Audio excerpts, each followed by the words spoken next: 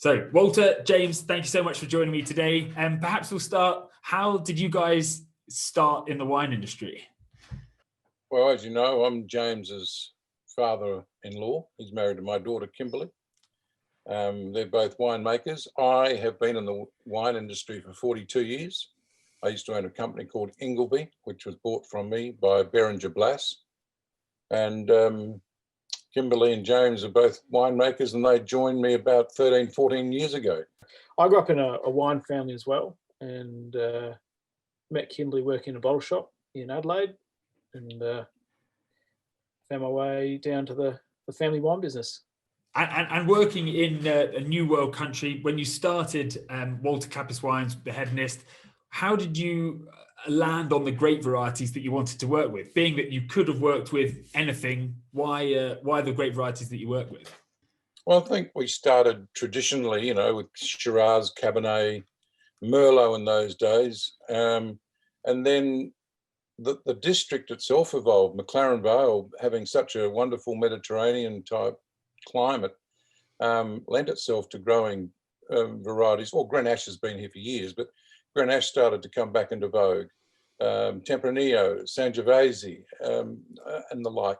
So, we have long hot summers and cool winters.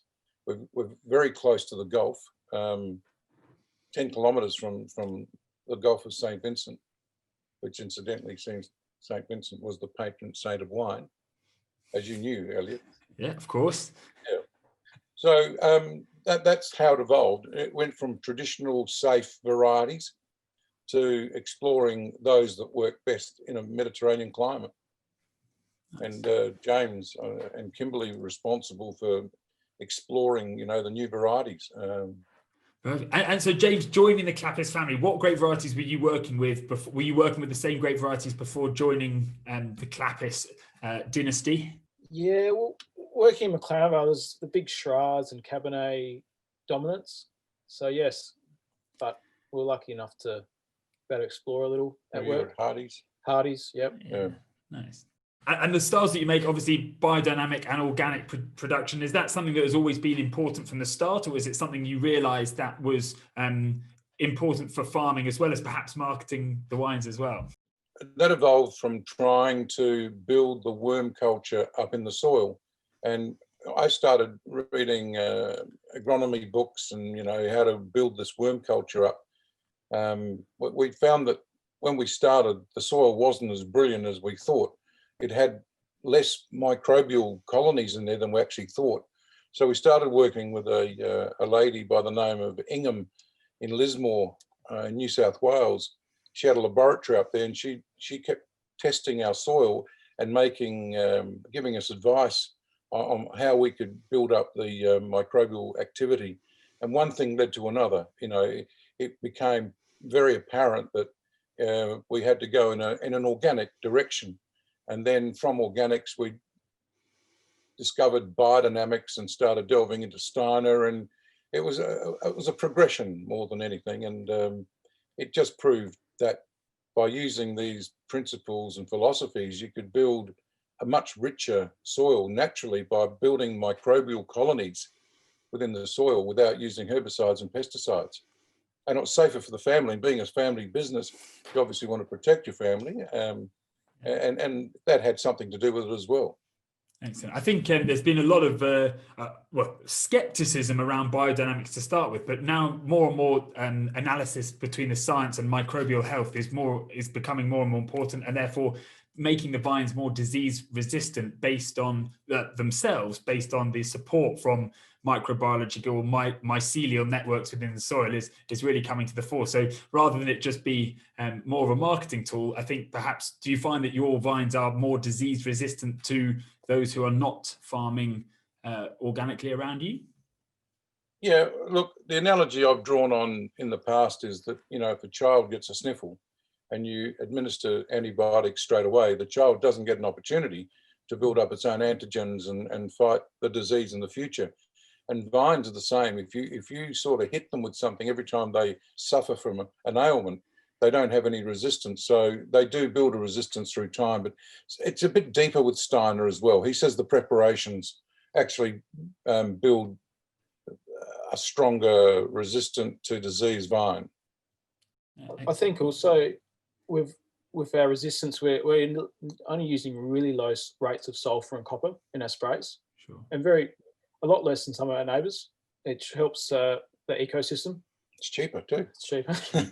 Yeah. So therefore, I mean, value, obviously that drives fantastic value into the wines. So then moving from the vineyard into the winery, what would you say your philosophy is with regard to extraction, élevage? What would be the hallmark of the Hedonist winemaking philosophy?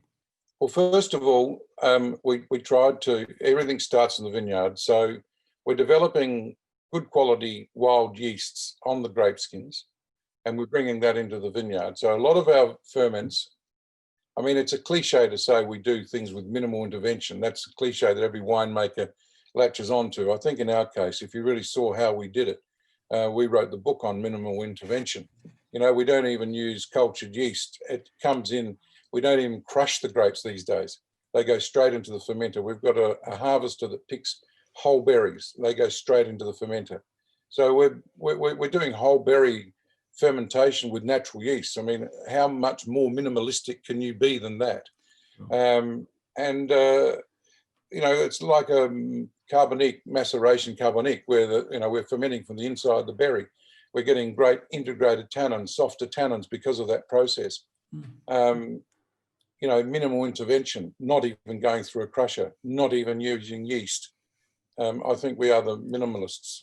Perfect. I think a lot of people think that minimal intervention is like wine watching rather than wine making, but it's almost quite the opposite, isn't it? You have to be even more attentive in the winery to make sure that nothing is going wrong, and not just watch your wines. Is that correct, James? I think that's correct. Yeah, in not using chemical warfare, which is your protector, if you like. Sure. But James, you talk about your, the way you make wine different to the old styles that I made with less oak and things like that. Yeah, I think we're lucky also. We have our own winery. We can make our own choices on how long a wine can stay on skins, or whether and where it goes next, not dictated by the winery owner, because we are the owner. Of course. And maturation has changed also. We're using bigger barrels. We moved away from smaller barrels and trying to preserve the fruit. Yeah, there's a lot more there's a lot more emphasis on fruit driven. Again, another cliche of the industry, but we've moved away from 300 litre hogsheads. We're now using 4,500, 5,000 litre foudres, all French oak. So we've moved away from American oak completely. 99.9% of our oak is French. Lower toasting levels. Yeah. Sure. I think there's definitely there's an appetite for that lower extraction, lower intervention actually, and it creates this fresher style of wine that you can have a second bottle quite easily, rather than the big cloying stand your spoon up on it wines of the 90s and early 2000s. That's right. Yeah, like we're even picking earlier. The flavour is coming in early. That's yielding less alcohol. So yeah, I would have a 13 in front of all of our alcohols if possible. James rounds them up to 14, but I'd have 13.6 because, that's what they are most of the time. The style is completely different to, if you want to talk about Parker styles, when the vintage port's gone wrong. These are the antithesis of those styles. They're more elegant, they're fruit driven, there's less oak, but they're still complex through the fruit rather than the oak complexity. We've got great vineyard, which we obviously run ourselves. We also have contracted growers that are Biodynamics certified, and they are very, very committed to our project and understand our philosophies and what we're trying to achieve. The whole thing really has come together quite well in the last few years, where we have this abundance of magnificent biodynamic organic fruit, and everybody is in sync with what we're trying to achieve as an end goal. And so as a vigneron, as the French would classify it, you're everything from grower, winemaker, marketeer. What is the favorite role for both of you of those three? And is it different between one of you and the other? Well, I'll speak for James and say he's an introverted person, so he hates marketing. but he's passionate about winemaking. And so I'm sure you know, James, if he's into that invert, let him speak for himself. James, therefore, you more farming orientated or what, more winemaking oriented? Oh, I think there's elements of both. Probably walking the vineyard harvest is one of the best times of the year, tasting the fruit and taking the time out from the winery. Yeah. But And it's also good in the winery, seeing the wine come together. yeah. And Walter, undoubtedly marketing is your favorite thing, isn't it? I don't think it's anybody's favorite thing. The only thing good about marketing is that we meet people like you who, you know, sell our product, and we form relationships.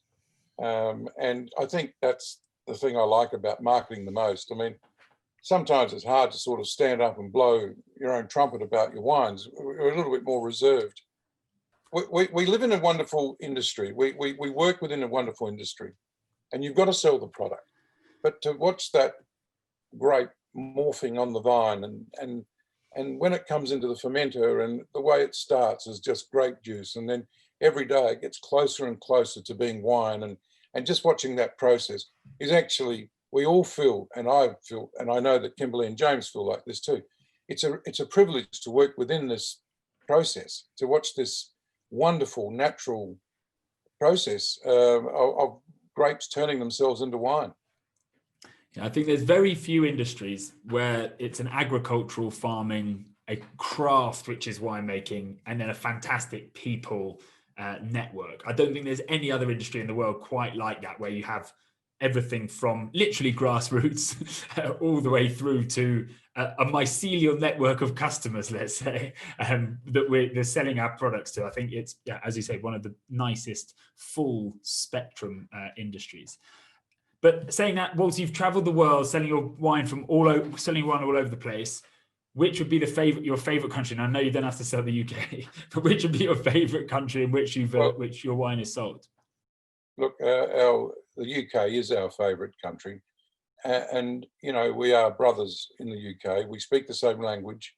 We have very similar cultures. We still respect the Queen. You know, we are part of the Commonwealth, and it's easy to understand the market in the UK. It's certainly my favourite, and I love coming to visit the UK, and I love the people that we speak to about selling our wine, London Trade Fair, etc., and Australia Day one day.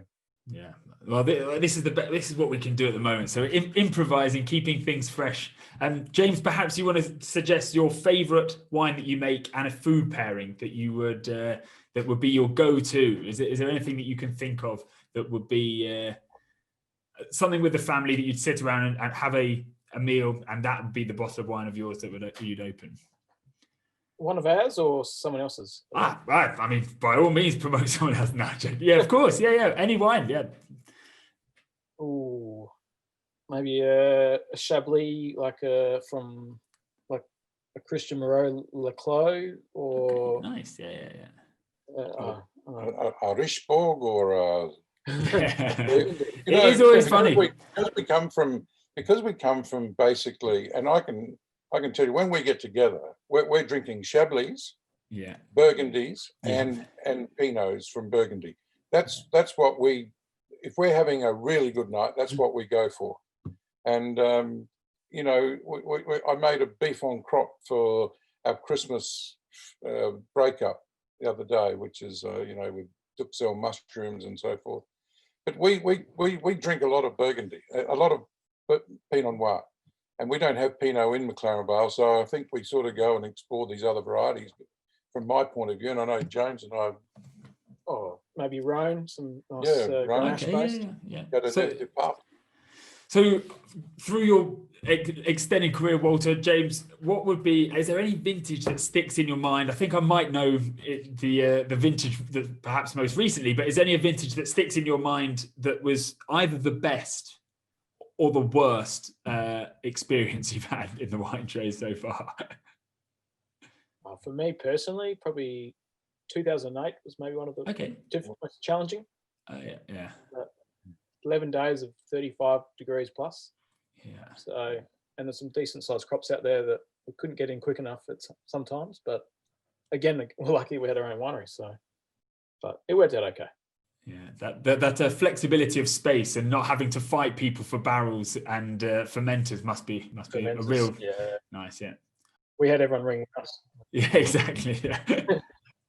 I was talking to James about this earlier, about how sometimes, no matter how hard you try to stuff up a wine, it makes itself in a most beautiful and splendid manner. And I remember the 86 vintage, when James was 2, that it just made itself. I wasn't keeping up with the refrigeration. I'd had a long lunch. I thought I've really buggered that up, but the vintage just made itself. It just when everything is in harmony, and this is the thing with wine: if the vineyard is in harmony, if the fermentation from the vineyard is in harmony, wine makes itself. And I've actually seen this on a couple of occasions. But the one that I remember vividly, and we won trophies. We won the Dan Murphy Trophy with the 86 vintage. It was a Cabernet. It made itself, and it was just a wonderful experience and a privilege to watch it be done. With James, I agree. The 08 vintage was probably the most trying. We learned a lot. In all my career, I hadn't had too many vintage stick. So it was sticking with sugar. And Kimberly became quite a authority in the district on how to restart these ferments. So people were coming to her for advice because she'd actually studied up on it and started experimenting on how to restart the stuck ferments. Yeah. So that was probably one of the first times that I'd seen stuck ferment in my career. Yeah. And it was a very difficult vintage. James says it was 9 or 10 days of 35. From my recollection, it was more like 40 degrees. And it was just ridiculous. Stuff was coming in at 21 Beaumet. Yeah, wow. And that's where the skill of the winemaker comes in, to really salvage what he can and make a wine out of it. Yeah, fridge plants aren't really designed to work in those sort of temperatures. No. Brilliant. Guys, thank you so much for joining. It's been a real pleasure chatting as always. And hopefully we'll see you perhaps both in the UK in the next couple of years for a real live Australia Day tasting. Well, it was always lovely to see you too, Elliot. Thank you for the opportunity. Thanks, guys.